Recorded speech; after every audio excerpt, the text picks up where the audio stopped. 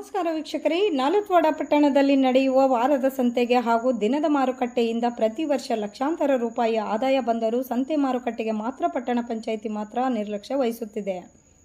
ಮಧ್ಯಾಹ್ನ 3:20ರಿಂದ ಸುಮಾರು 1 ತಾಸಿಗೂ ಹೆಚ್ಚು ಕಾಲ ಮಳೆ ಸುರಿಯಿತು. ಚರಂಡಿ ನೀರು ರಸ್ತೆ ಮೇಲೆ ತುಂಬಿ ಹರಿದಿದ್ದರಿಂದ ವಾಹನ ಸಂಚಾರ ಸ್ಥಗಿತಗೊಂಡಿತ್ತು. ಚರಂಡಿಯಲ್ಲಿ ತ್ಯಾಜ್ಯ ಸಂಗ್ರಹಗೊಂಡಿದ್ದ ನೀರು ಹರಿದು ಹೋಗಲು ಜಾಗ ಇಲ್ಲದ್ದರಿಂದ ಸೋಮವಾರ ಸಂತೆ ಮಾರುಕಟ್ಟೆಗೆ ನೀರು ನುಗ್ಗಿದ್ದರಿಂದ ತರಕಾರಿ ಬುಟ್ಟೆಗಳು ತರಕಾರಿ ನೀರಲ್ಲಿ ತೇಲಿ ಹೋದ ದೃಶ್ಯಗಳು ಕಂಡುಬಂದವು. ಏಕಾಏಕಿ ಸುರಿದ ಭಾರೀ ಮಳೆಗೆ ಮೇಲಿನಿಂದ ಚರಂಡಿ ನೀರು ಹರಿದು ಬಂದಿದ್ದರಿಂದ ಬೀನ್ಸ್, ಟೊಮೆಟೊ, ಹಸಿಮೆಣಸಿನಕಾಯಿ, ಕ್ಯಾರೆಟ್, ಬೀಟ್ರೂಟ್, ಬೆಂಡೆಕಾಯಿ, ಆಲೂಗಡ್ಡೆ, ಮೂಳ್ಗಾಯಿ, ಬೆಳ್ಳುಳ್ಳಿ, ಈರುಳ್ಳಿ, ಹಣ್ಣು, ಖಾಲಿ ಚೀಲಗಳು ಮತ್ತು ಸೊಪ್ಪು ಎಲ್ಲಾ ತರಕಾರಿಗಳು ನೀರು ಪಾಲಾಗಿವೆ ಎಂದು ತರಕಾರಿ ವ್ಯಾಪಾರಸ್ಥರು ತಮ್ಮ ಅಳಲನ್ನು ತೋಡಿಕೊಂಡರು.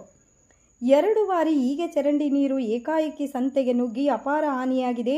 ತರಕಾರಿ ಮಾರಾಟಗಾರರಿಗೆ ಹೆಚ್ಚಿನ ಹಾನಿಯಾಗಿದೆ. ದೊಡ್ಡ ಚರಂಡಿ ಕಟ್ಟಿಕೊಂಡು ಈ ಅವಾಂತರ ನಡೆದಿದೆ ಎಂದು ವ್ಯಾಪಾರಿ ಖಾಜಾ ಅಮೀನ್ ಭಗವಾನ್ ಹಾಗೂ ಮುನ್ನಾ ಚೌಧರಿ ತಿಳಿಸಿದರು.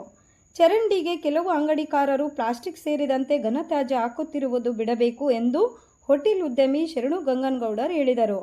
ವರದಿ ಅಬ್ದುಲ್ ರಜಾಕ್, ಎಂಡಿ ನ್ಯೂಸ್, ನಾಲತ್ವಾಡ.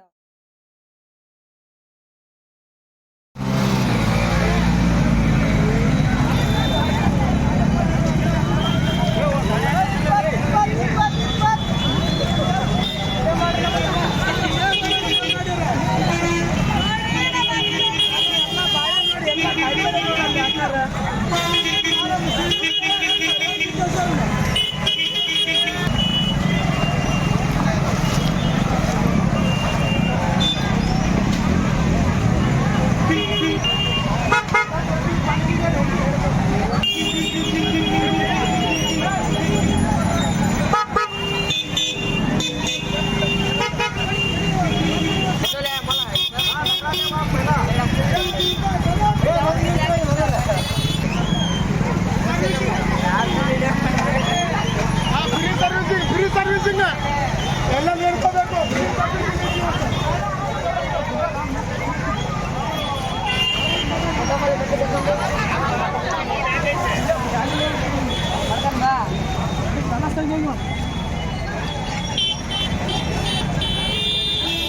डालें का ETV9 ತ್ರಾಸ ಆಗೈತೆ ಎಲ್ಲ ಪರಿಹಾರಧನ ಮಾಡ್ಬೇಕಂತೇಳಿ ಹಾಕಿ ಗೌರ್ಮೆಂಟ್ ಅವ್ರು ಪರಿಹಾರಧನ ಮಾಡಬೇಕು. ಇಲ್ಲೇ पानी के साथ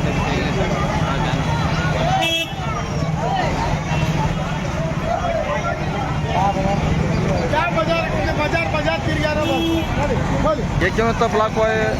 ये वहाँ घटना सामने ब्लॉक में जी हाथ कर रहे हैं। क्या ले आप बोल की दुकान आ रहे हैं?